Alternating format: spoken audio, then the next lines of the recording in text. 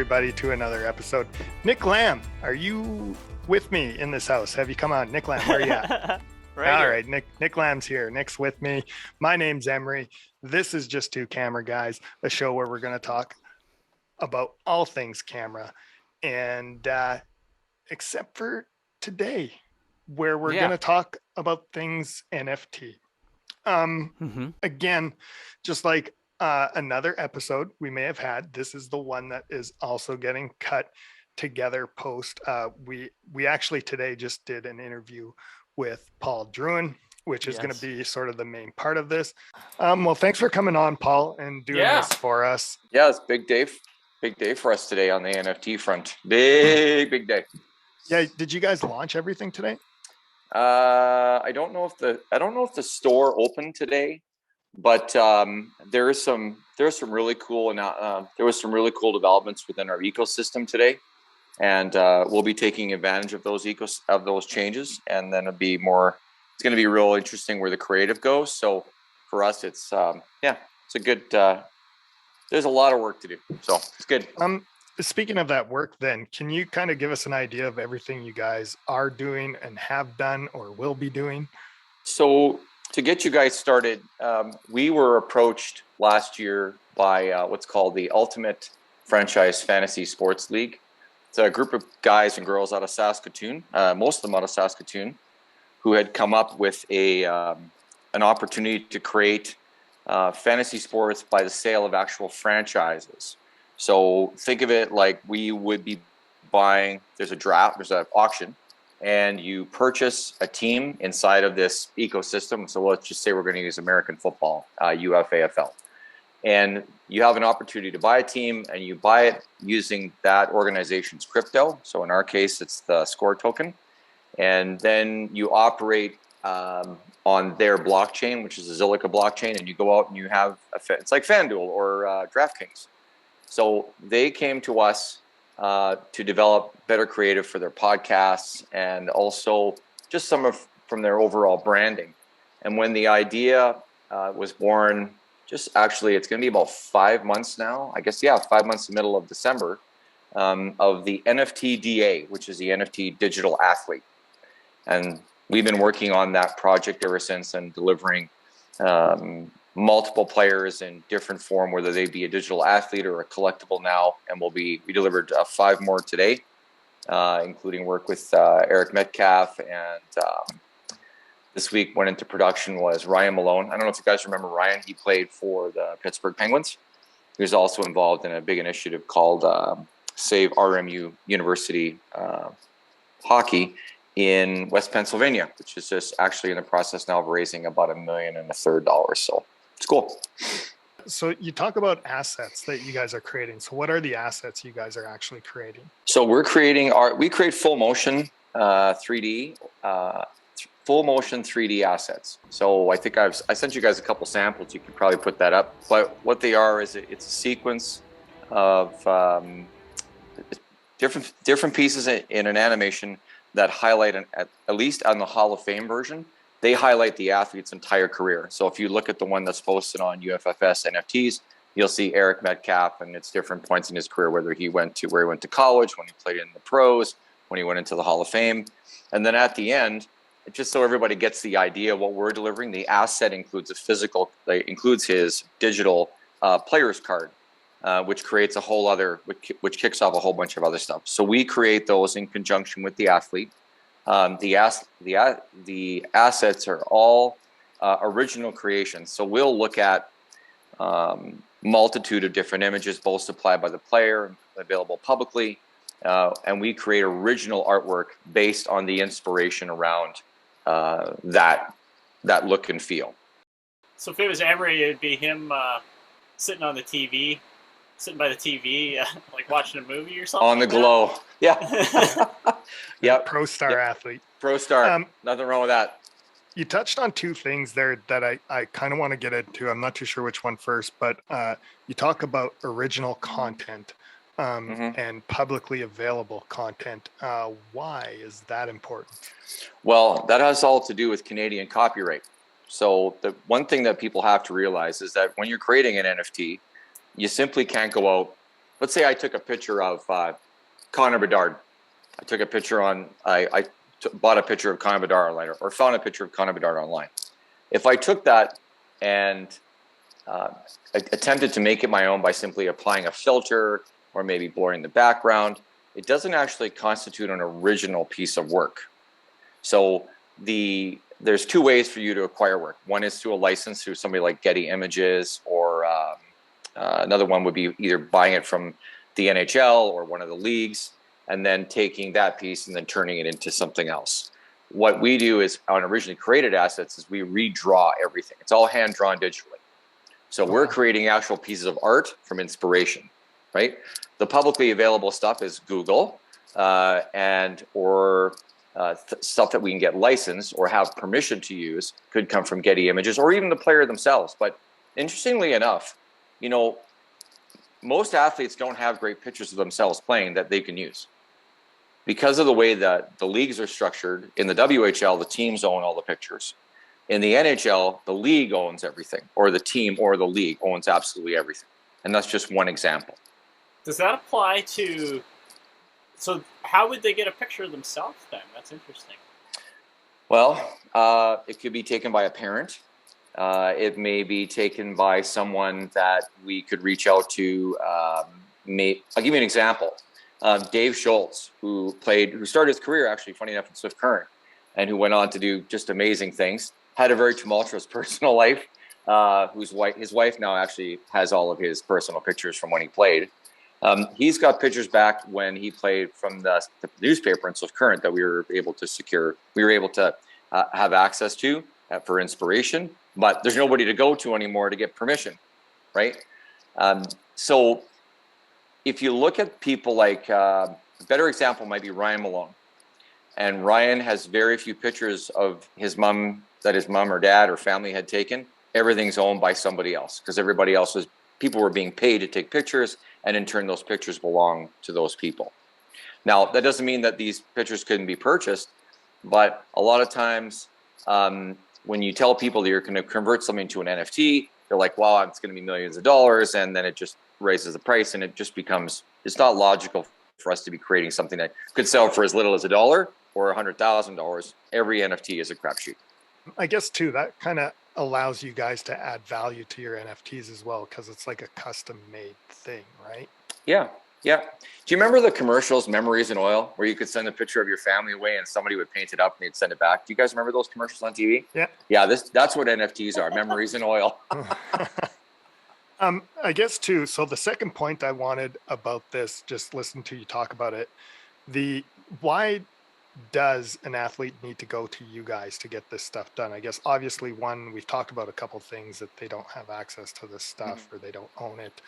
There's copyright issues. Is there other reasons why they need to go through a company like IKS? Well, we're the primary creation house for UFFS.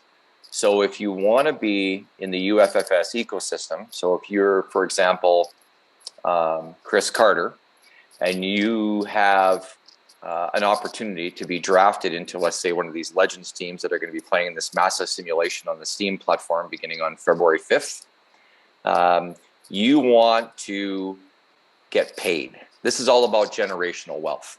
Because remember, in the nut of all this, there's a whole bunch of athletes that are contributing to what's going on and sort of guiding this company, this UFFS and UFSN, the sports network.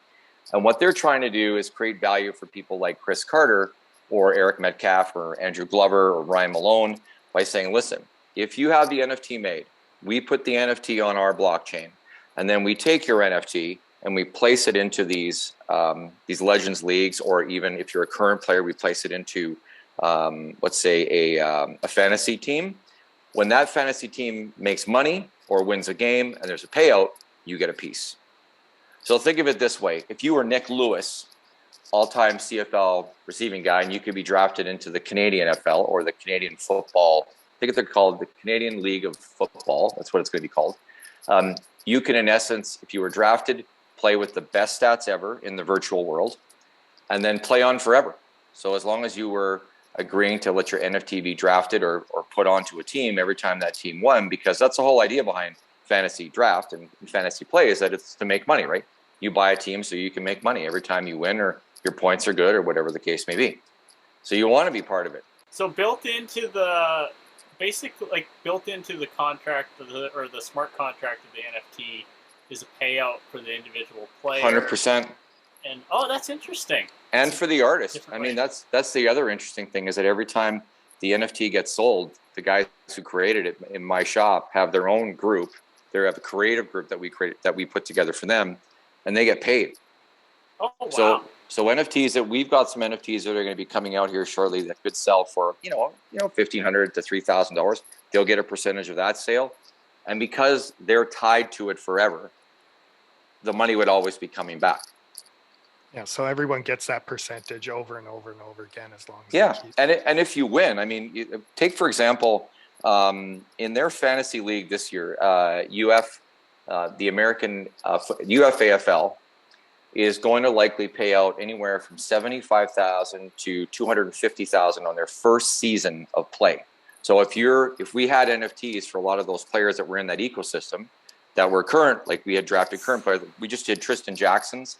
We're just finishing his NFT. If he would have signed the back of his NFT before the season started, he'd probably be making money every single month.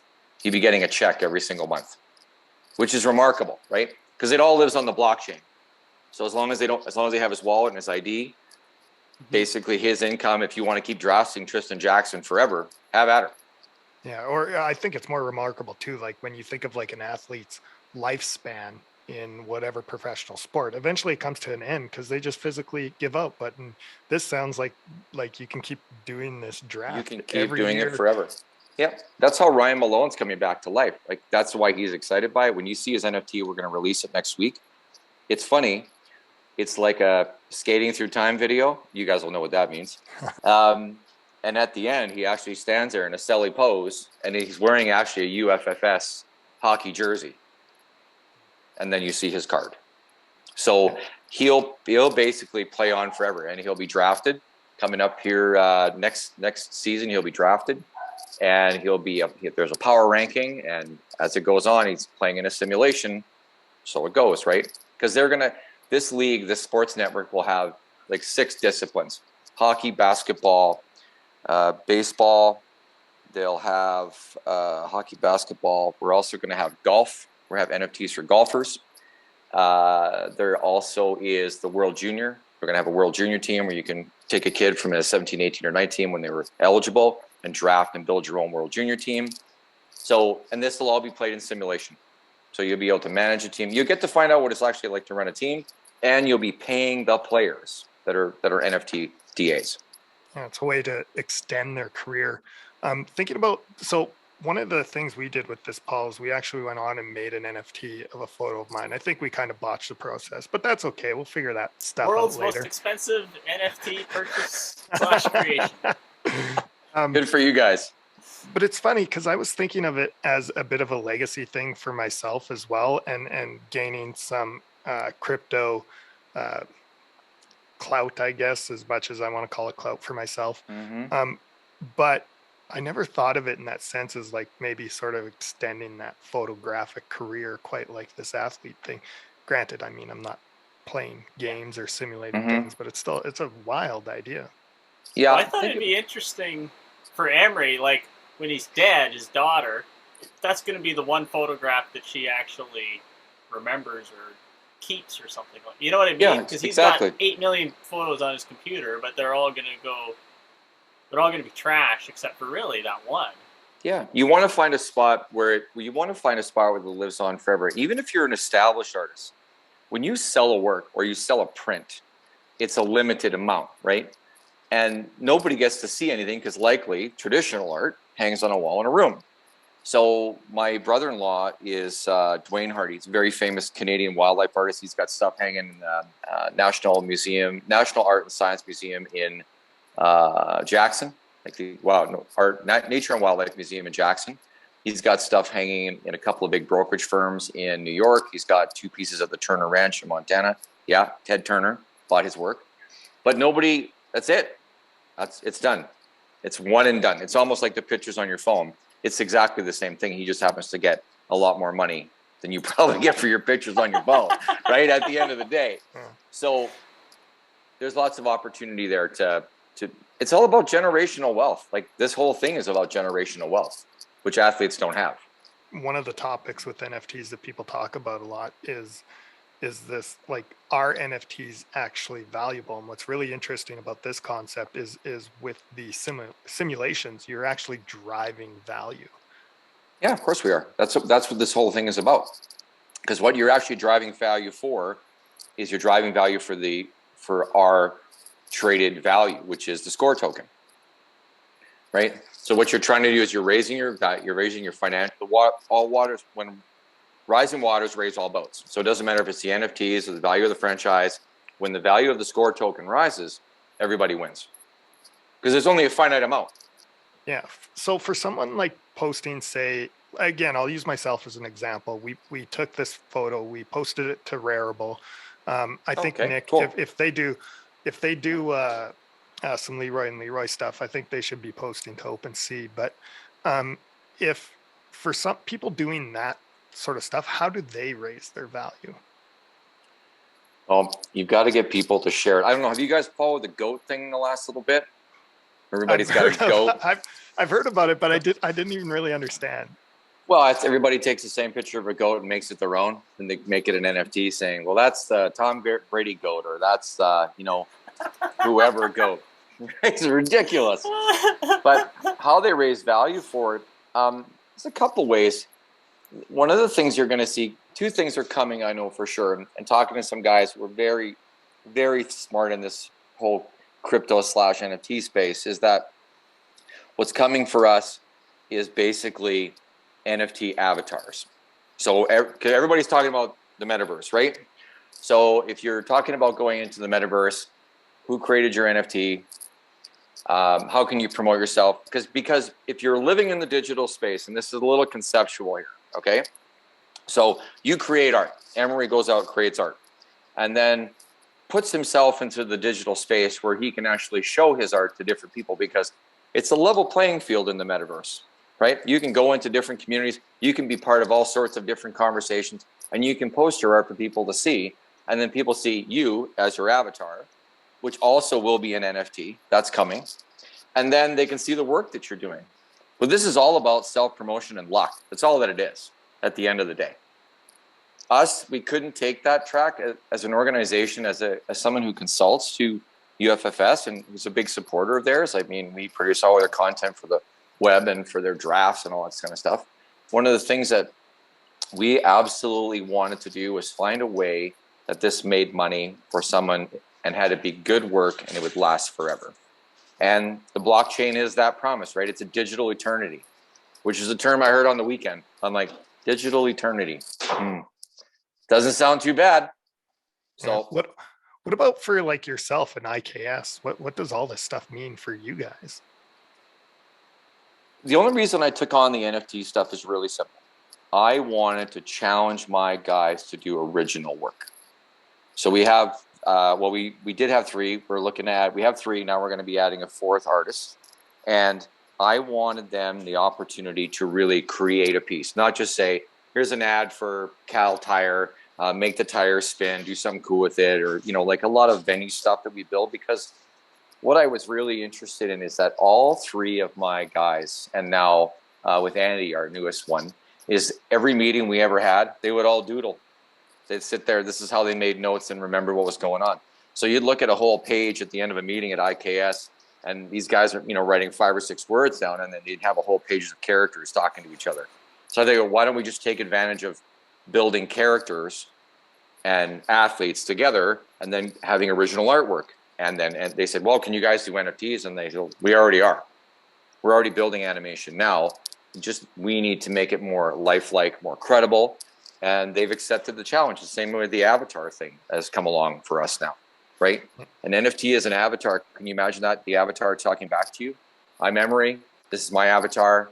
And that's the NFT. That's crazy. And built on AI, so it could probably respond even like. I sure hope so. I'm very hopeful in the metaverse.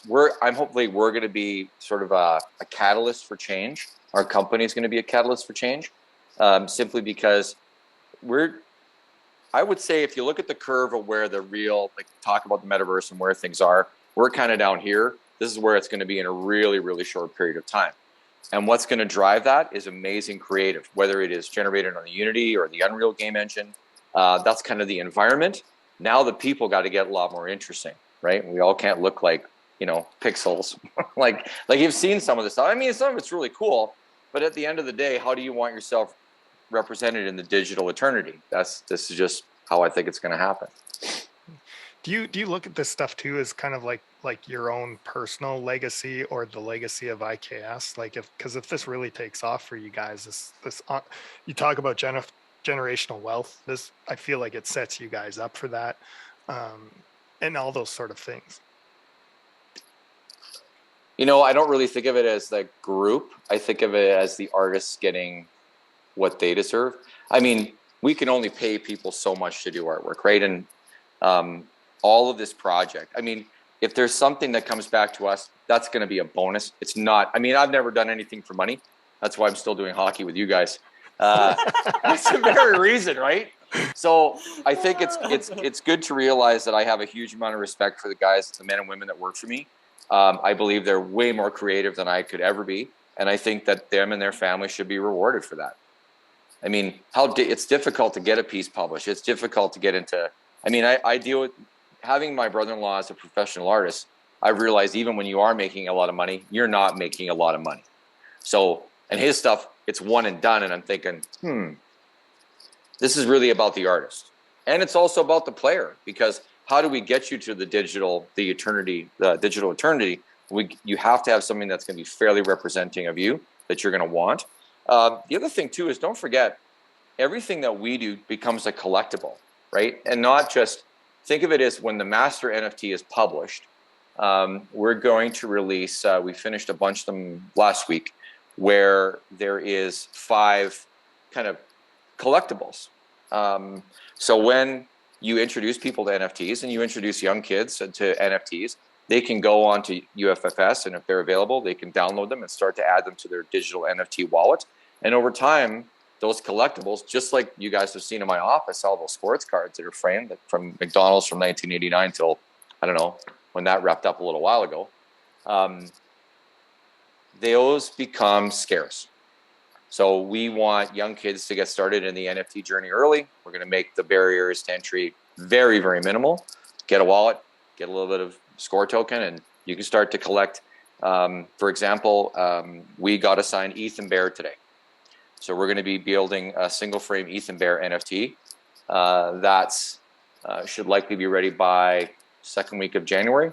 So, and kids are going to be able to collect it. Same way we'd want the WHL to do it. The same way we want the American Hockey League to do it. Because as these athletes move along and they get drafted, and it's in the afterlife, after sports, their stats could actually live on forever. So if you had if Nick was playing goalie and he was playing for Montreal and he played for 2 years, but he had amazing stats, he could actually live on together as one of the best goalies ever in the simulation space, which is crazy to think about.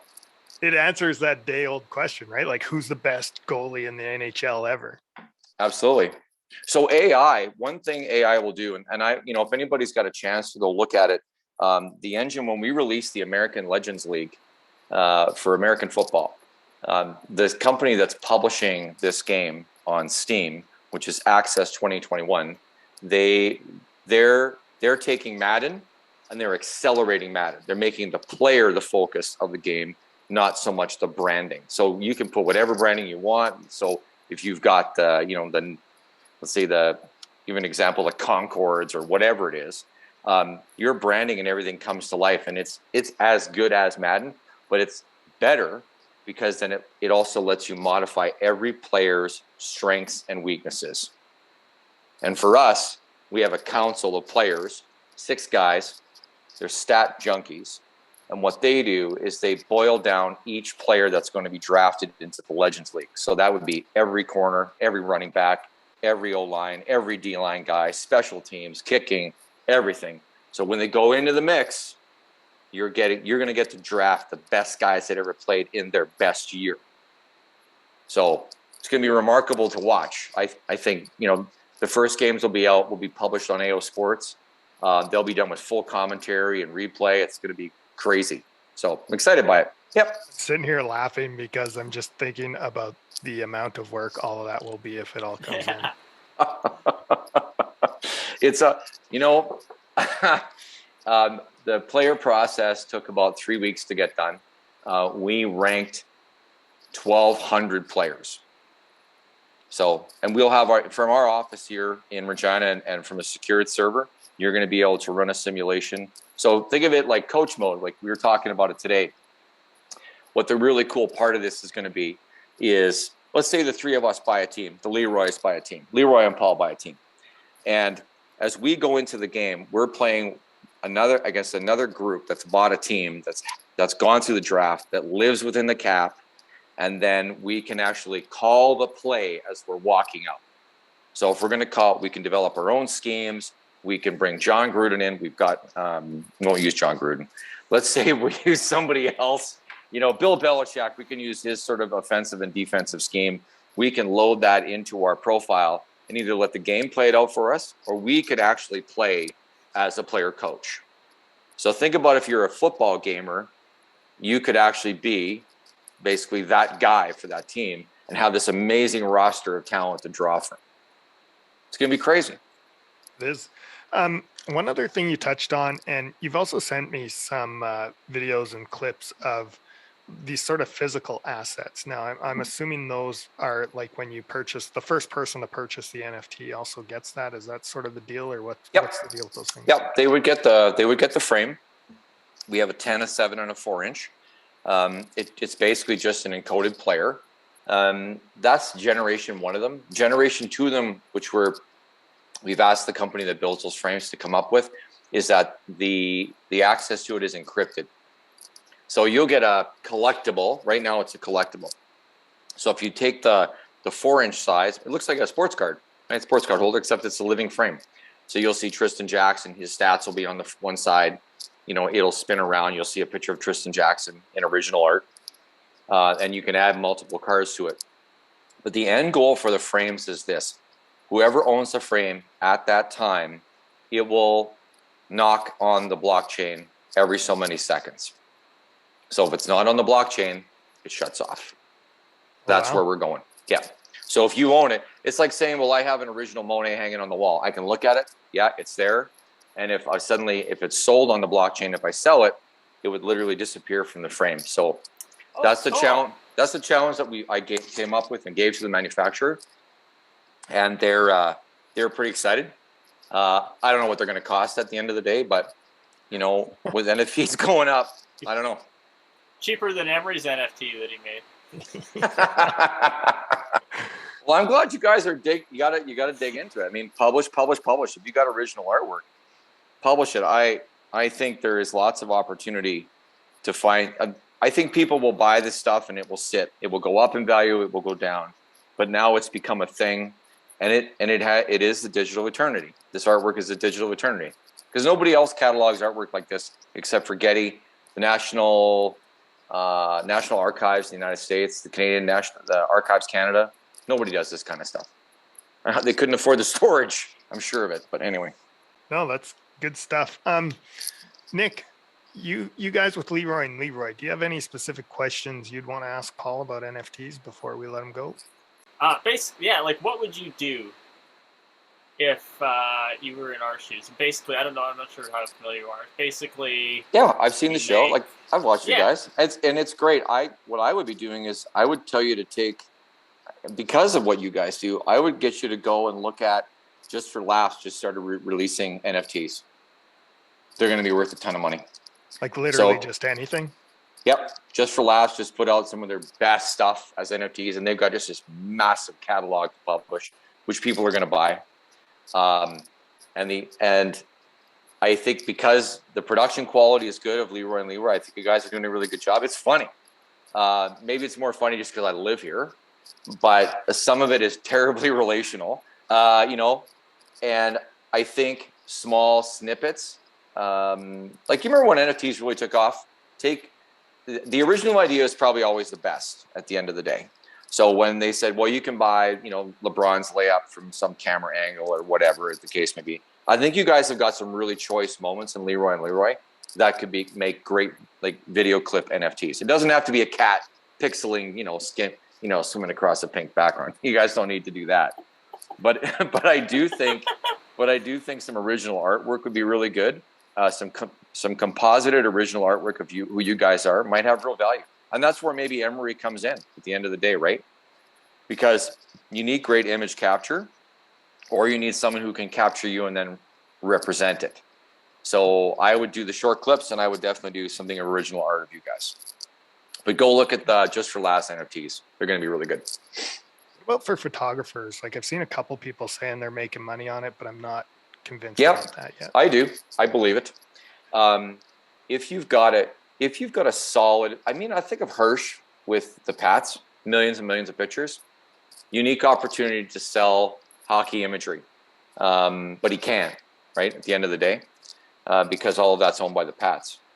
And that's fair. That's the deal with the WHL. I get that. I think that if you're capturing unique images that you want to have reused, the safest way for you to get paid is the blockchain. It absolutely is. Because, I look at the stuff that gets sold on what's a photo clip. There's a couple of pretty big ones, stock photo. And I watch how that stuff gets used. And then, once you buy it once, you pay your $100 and then it's all over the place. The cool thing about if it's a blockchain image, everywhere that it gets used, the blockchain knows. So if somebody's not using your product properly, you find out right away. You don't have to worry about your asset. You can go to sleep at night thinking, hey, my assets are good because I've actually published to a protected network. You can't break it. You can't fake, unless somebody's going to start, printing and putting on T-shirts. You're pretty much protected that way. So if you've got great pieces, I would encourage you to publish everything you can, right? Because at some point, everything that you own turns to dust, and this will not live on forever. Yeah, another actually interesting thing too, just the blockchain as like a different purpose. Like I almost feel like that's what those stock photography things are going to become as blockchains, because if they're not, they're going to die. Well, Getty's going that way. You'll be able to buy, and if you use something and you didn't pay for it, you'll find out right away. It's worse than the algorithm that listens to music on Facebook. Trust me, it's the devil. The devil's listening. So basically, like, I think if there's one big general advice for it, if you are making content, basically whatever you can do, whatever you can possibly think of, just start doing it. Even if it is as simple as a short video clip or a photo, which is what we just did. Yeah. And know this, how things get published to the blockchain get easier every 24 hours. Access to the blockchain will become more competitive. What blockchain that you're on, whether you're on, let's say you're on the Zilliqa blockchain. Well, there's a whole bunch of them, but the big consolidator is going to be the metaverse. You want your art to be shown in the metaverse. I'm going to want it for my brother-in-law. I'm going to want it for the stuff that we're doing because I want people to see it because it becomes a brand. And where's that? It's almost like the chances of you becoming a brand are about 1%. If you have a business, 1%. It takes about 10 years. This, they're saying, could be as little as 6 months. So I look at it, go 10 years to build IKS, and somebody goes, hey, I know what that is. Or I could take something, put it in the right place at the right time. And that's not saying in the physical sense, but in the digital ether, let's call it, right? You could find yourself a lot richer and, let's just say, more recognizable in a very short period of time. Which I think is great because it levels the playing field.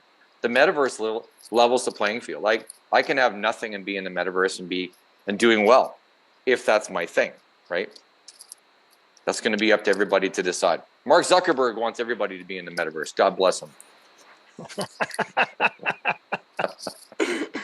I'm too ugly to be in the metaverse. Just to wrap things up, Paul, do you think there's anything we are missing that we should be talking about in NFTs or that people should be talking about? Everybody should remember, if you're old enough, when we used to collect cards, it's the same thing. Recognize the ones. If you feel something's valuable, buy it. If you want to speculate on something, you could speculate on this as an art form. But remember, everything comes with risk, right? My Mario Lemieux card isn't worth as much from the second year that it was from the first. There you go. Cool. Perfect. Well, thanks for doing this, Paul. Nick, I hope you learned something, because I did. Yeah, that was great. Well, if I can help you guys, whatever. You know that I'm always willing to help. So I'll look forward to you cutting it down and making me look reasonably intelligent. I don't even think we need to cut anything. That's the best part about it. Yeah, no, thanks again, Paul, for doing this. We got 3 minutes here before we get cut off, but yeah, I'm excited about getting this out. I know we put out some teasers of this, and like a lot of people are already excited to hear about NFTs because everyone doesn't know what to do, right? Yeah, start doing cool stuff. And I think you guys have got, I mean, I really applaud how popular Leroy is. And I think you could get people to buy the NFT. Hey, buy our NFT. Here's 2 minutes of this. And it's yours forever. Cool. It's mine forever. I own a little piece of you. I'll tell you something that is coming that I listened to a pitch today, is buying shares in NFT, commonly traded common shares of an NFT. So think of it as if you had the very first, Tom Brady did this one, Autograph. I don't know if you guys got an autograph.io. That's the site that's bankrolled by Tom and his wife and a couple of other people. There is this, you know how the way you democratize NFT ownership is by making stock available of a piece, right? The cool thing about the blockchain is that you could tell the blockchain that 100,000 people own 1 penny of this entire NFT and they would get paid. So how do you take something you've bought, which is really unique, and divide it 100,000 times? So if I bought an NFT, let's say I bought the NFT Leroy, got a bunch of hype around it, got it sold, and then I said, okay, well, it's sold for $100,000, so it's only going to always sell for more, right? Because you can play into people's. This is a greed quote. Like, it's a greed thing for people, and it's sad, but it's a very common denominator. And if you could say, well, listen, I'm going to list my NFT in the marketplace, and you can own, just like you can own $10 of Bitcoin. Now you're going to be able to own $10 worth of the NFT of Leroy and Leroy. And they're thinking they're going to drive the value of some NFTs tenfold. Because I'm going to say, well, there's only 100,000 shares. I'm going to put them up for $100 each or $1 each. And I'm going to take a $100 NFT that I bought. I'm going to make it worth, just by simply promoting it, I'm going to make it worth $100,000. And then I can go, okay, well, now I'm going to add that NFT to a collection. So it's a complementing one. So now the value goes up. And think of it like digital real estate. You buy more and more houses together, you get to control the neighborhood, you get to control the value, you get to control who lives there, you know, the time the streetlights come on. I thought it was a really interesting pitch. And it's brilliant because, and it's all speculative. And that's the part that frightens me, is that people should never put in anything more than they can afford to lose. And that's always worrisome, but I'm also older. So whatever. I actually think I'm going to put that last quote in for sure. I think that's an important piece. Really Yeah. Yeah, Paul, we're going to get cut off here, so we'll let you go for the night. Enjoy the night. Thanks again for doing this. Thank you. I'm going back to Monday Night Football. Perfect. Paul was worried he was going to be bad, but I didn't think he was bad. Did you? No, I think that was great. I thought he was great. Greatness from Paul. I'd actually talked to Paul before, so most of that stuff I'd kind of known already. Just by talking to him. No, I hadn't got the detailed. Yeah, there's lots of really good ideas that he's got, and interesting that he's getting into it. Yeah. What do you think? Like now, after hearing some of that, what do you and going through this, what do you think of NFTs for you and with Leroy and Leroy? That's interesting. Well, I don't want to think about them necessarily for me right now, but like they are. Have you listened to any Gary V or Gary V's? Gary Vandervee V? Gary V? He's huge on NFTs right now. And this is completely avoiding your question, but he had this one thing that I saw recently where he said, here's a crazy idea for you. Let's say you have a $25 million unique house. It's like, make an NFT of it, build it into the contract. Say you get 1% of the sale for eternity. Well, actually, to that point too, like even just physical real estate, like NFT it, right? That's how you can control it now. Yeah. Things. Yeah, I guess it's just a matter of not being lazy and starting to do it. That's what life comes down to with everything, isn't it? Yeah, that was kind of why, like, I personally too just wanted to get one done, get it out of the way. Now I've kind of seen like how easy it is. Uh, could I do more? Will I do more? Maybe. The honestly, the only deciding factor for me is cost at this point. And then the other thing too, I've been reading some stuff. Paul kind of touched on it as well. Uh, to move your value up, you essentially need to be active in that social sphere of NFTs. Um, like their group, they're creating their own activity to do it, which is amazing. Whereas for myself, I need to start like going out to these places, um, and marketing that NFT to those places. I think it was you who I talked to um, earlier about we were talking about chasing yesterday and the market for it, and like how do you sell that stuff. And I'm like, well, we're not really selling it on Facebook, it's not really working. And I believe your comment was, well, you need to go out and find where the market is to actually sell it. So it doesn't matter what it is, like make 10 prints and then find the place to sell those 10 prints. And I think that's how you need to approach this NFT market as well. Interesting. I don't remember saying that, but it sounds a little too smart for something that I would say, but I'll take credit for it. My saying was, where's the snacks or something like that? That sounds more like what I said about it. After all that NFT talk, you just needed a break. Need Yeah. Ho ho. Yeah, let's jump ahead. We still have one other thing to do before we wrap this episode up, Nick. My favorite part. And I've got one special thing I want to bring out after that. But the shelf of shame. Yes. What do you got going on today? Well, okay, I've got to. If I've already put this on the shelf of shame, you're gonna have to tell me, because I just was trying to remember if I had put this on or not. Have I gone through the filter? Oh boy. Have I gone through the filters yet? No. Okay. On my shelf of shame, I'm gonna have to do them all at once, because I've got an 82 Pola, which actually I do throw on every once in a while, but my lens. Okay, so not my 1DC, but a camera that I had before that. I had the 16-35 on it, which is the 82 mil lens that this fits on. I had it on the glide cam, and my lens, I didn't click it on properly or something, and my lens literally fell off the camera and hit this lens itself. It hit the ring, and so now this doesn't fit on it properly. So that's something. 77 mil ND. Actually, I've got two of these, and guess how many times I use it? That one probably like never, because it's a square one. Well, no, it's a circular. Oh, it is circular. And it is variable. Yeah. But my camera has built-in NDs, so I don't know what I would use it for. Just in case you need more, I guess. Yeah. I have another 82 mil Pola, because who doesn't need two of them?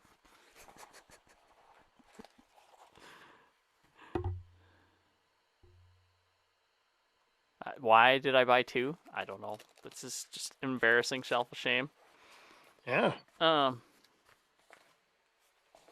how many 72 filters? mil fader. How many filters? Yeah. 72 mil Pola. Okay. And then one of those UV. Do you even use these? Do these do anything?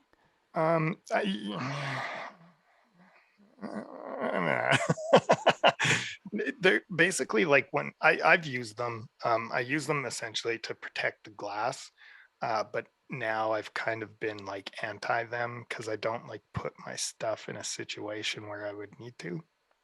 Yeah, I got it when I first started getting into stuff a little more seriously, and I thought, yeah, I need to get one of those. I put it on. I couldn't tell the difference at all.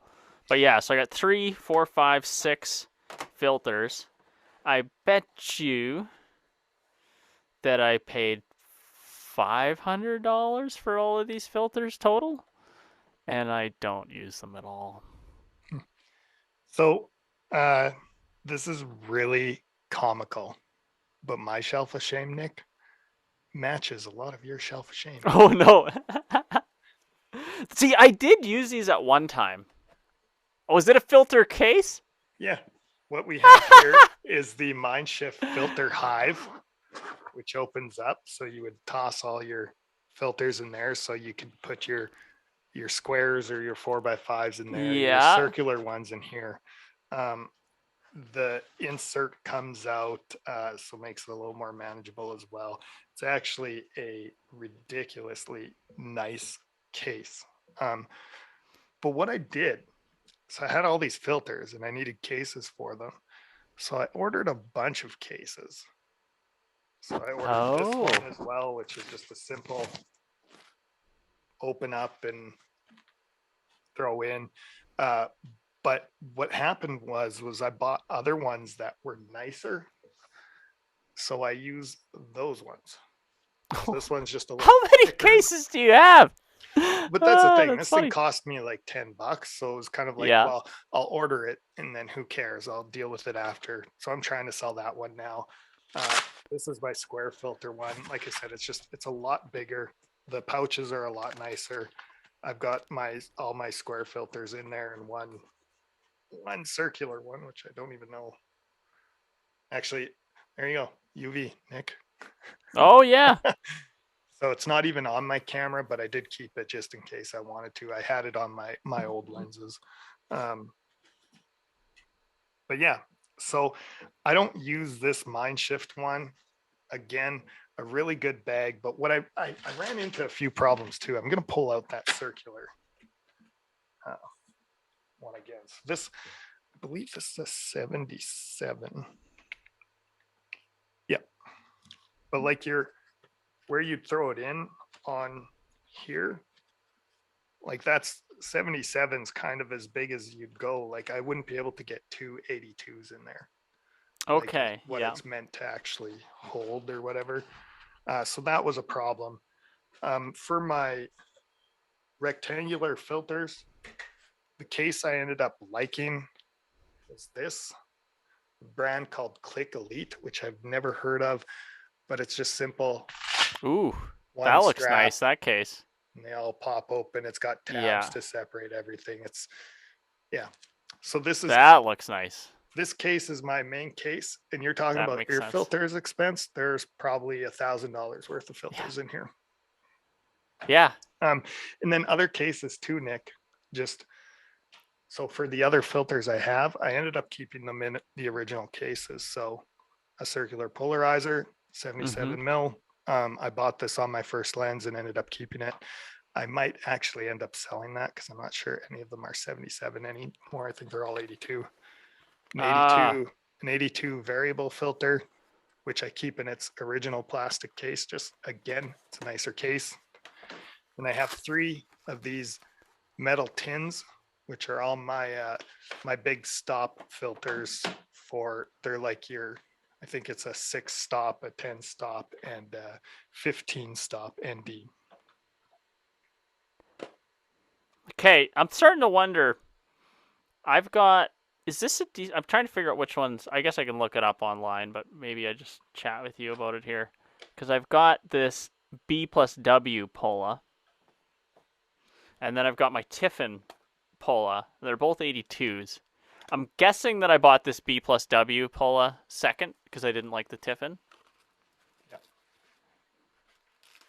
The B&W ones are quite nice. They usually it's B&W. Rings. See, yeah, they're usually metal rings on them, which just make them last a little bit better. It can take a little bit more. The other thing too, so my one is a clear filter as well here, but it's like the MRC nano glass. So it's actually move out of the way. It's thinner that way than most filters as well. So that's why I kept it, because it was a nice filter. If I'm going to have a 77 millimeter thing again, that will be the thing that goes on it. And again, just for protection. I need to just have a sell all these. I don't know why I'm keeping them. Ironically, right? Like you're talking about there's no way I'll get rid of my filters. Oh, really? Yeah, like the. Oh, well, if you're taking stills, you don't have, it's different for me because I just don't. That's a no, Nick. Again, this case being the money case, what's in here is all these grad filters. So these things, like even for shooting video, are pretty useful to do. Like say I just needed that wall to be darker than whatever else, right? Yeah. Now that makes sense for what you're doing there. It makes sense for video too. In Hollywood movies, you see them using this stuff all the time. That's true. They do. I guess I'm just trying to think of a scenario where I would use it. Whenever I'd have to get outside. a square map box, which I don't have. Yeah, that's like the one problem, really. Anyways, yeah, shelf of shame. Nick, one more thing I want to show you here. This is it's like a future shelf of shame, but it's like a shelf of pride issue. Yeah. Last week, or a couple weeks ago, we were talking with Leroy, and me and you had this heart to heart about growing up and talking about camera stuff, and we talked about our first cameras. And I mentioned to you the first camera I ever owned. Do you remember what it was? You had, okay, let me think for a second. Was it a Fuji? No. It was this crappy toy McDonald's. Oh, yeah, thing. Yeah. I do remember that now. Yeah. So I went online and I found. No way. The crappy toy McDonald's thing, all sealed up still. Oh, wow. So what I kind of thought, like, which is kind of fun, right? So that silver packet's the film and stuff as well. Do you think I should open it? Yeah, I think so. Should I open it now? Yeah.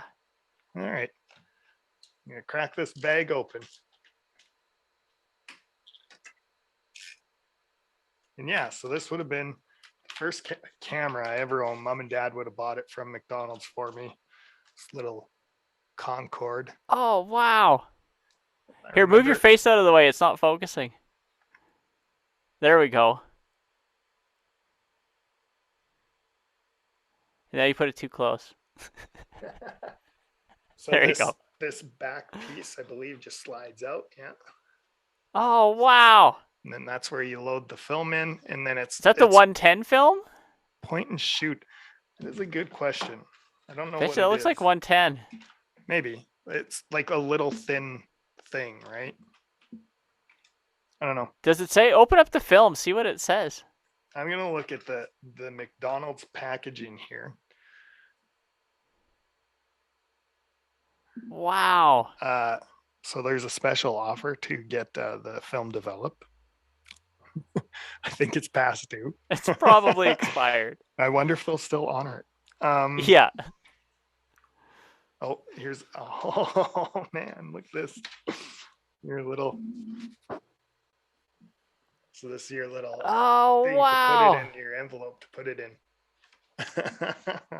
That is so cool. It's 24 exposures. All right.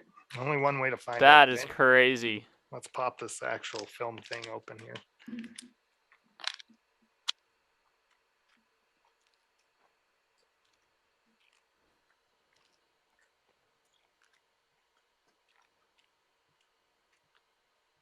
Yeah, there you go. 110. It says it on it. So. 110.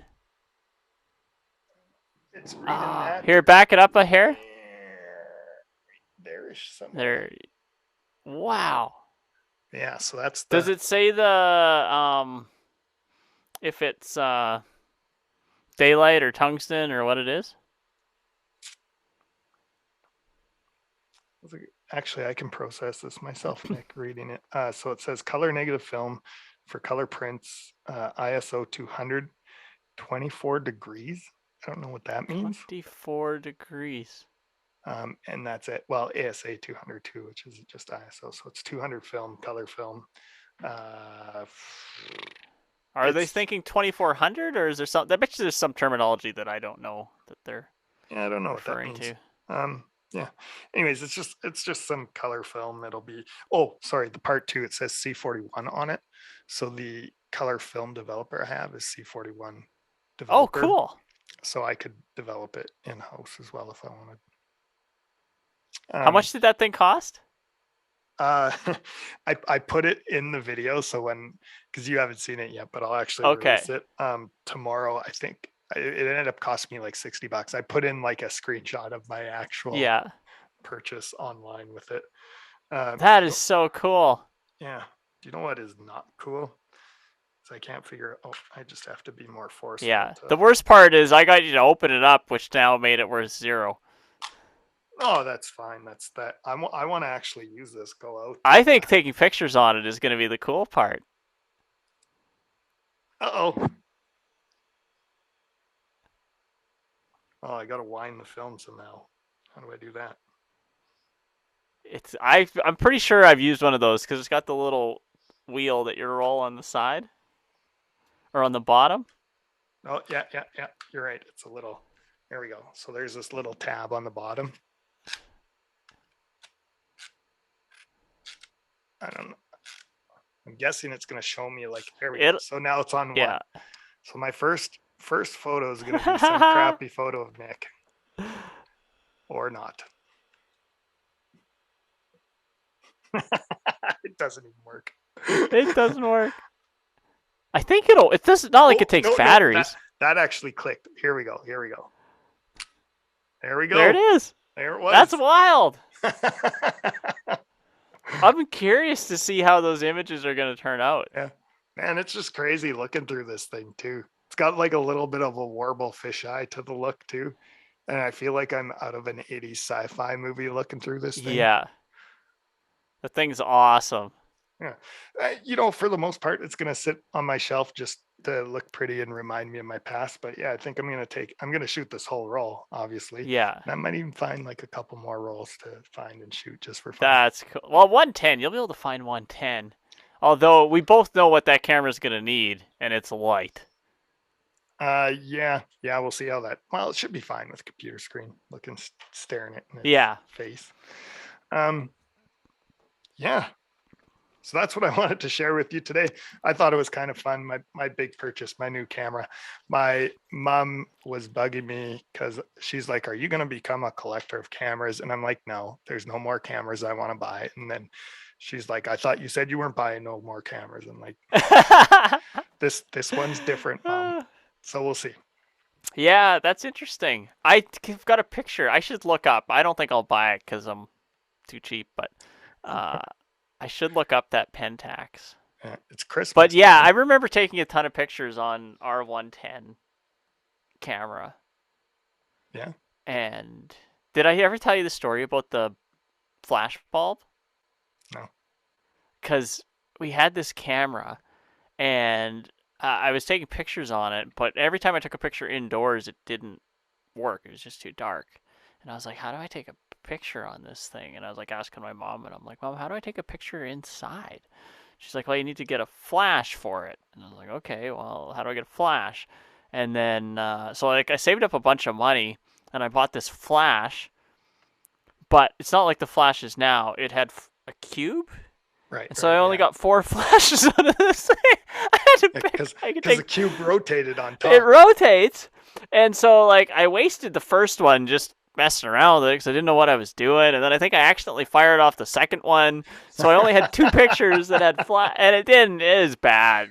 I spent it was more money than the film cost. I don't know, whatever it was. I was just like, all right, this has got to be a better way than this flash bulb. Awesome. And then I had it in my head forever that whenever somebody used a flash, like on a camera, I was like, oh man, that must be expensive. Yeah. Things have changed a little bit since then, right? It's funny, right? I'm pulling out this camera I would have bought in the 80s. I want to say it was like 88 or 89 when they did this promo. I wish they had a date on it. If they do, I'll maybe put it in. But yeah, and then moving now with what we're dealing with today and talking to Paul about NFTs, like it's crazy how far we've gone. Yeah. So I think that's a good way to sum up this episode and end it, Nick. So yeah, for everybody out there, thanks for joining us, and we'll see you again next time. Yeah. Put your batteries on charge so they don't go dead.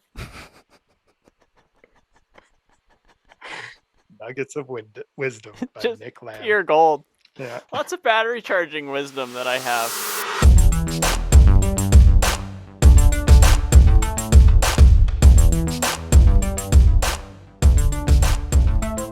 Want me to send you the NFT stuff then? Do you want to cut the NFT episode? Yeah, send me the stuff and I'll cut a beauty episode out of it. But I worked with this lady once. One day I get this phone call from her because she needs help. And the question on the other end of that line was, how do I copy and paste in this program? Like I didn't know if it was a joke or if it was serious. You would just hit the copy paste button. Like that was beyond her capability. So like there's certain people where the job's just the job. They're essentially there to fill the spot. I always relate the mind to a hard drive. This might be flawed, but there's only so much data that can go in it. And then they're making decisions as to what's important data to keep and what's not. And apparently in this case, copy and paste was not an important piece of data to keep. It's not important. But yeah, I would say both you and I were very much perfectionists. I'm not a perfectionist. I just want people to do their best. You don't think sitting after a hockey game and going over some detail in great length to discover a better way to do it is not perfectionism? Yeah, maybe it is a little bit. And it's fine to be a perfectionist. It's just not, I would actually say the large majority of people are not. I can't believe I didn't even check that. Yeah, it said AirPod Pros is what I was recording my audio to. Did my text make sense to you? I didn't really read it. Yeah. Oh, I can't believe I had those AirPod audio. That annoys me. No, it's not that bad. You only asked one question. But I made fun of you a couple times. And it's true. I'm sure it came across. You want to record in camera and do this in camera, correct? Yeah. You also want to edit it live, correct? Yeah. How do you do that? I have no idea. Didn't think of that. Never put two and two together. I guess I just want it all. Yeah, we're going to be at 40 followers by then. How do you pronounce that? Binance? Binance? Binance. I think it's MetaMask. That doesn't matter. Meta? I guess. I don't know. Meta. I don't know. Who knows how to pronounce it? Maybe I'll give Mark Zuckerberg a call. That's pretty good. I like that. You like that one. Nick, I want to go, but before I do, what do you think about this lens, eh? So how come the autofocus wasn't working before? I wish I was recording all of that.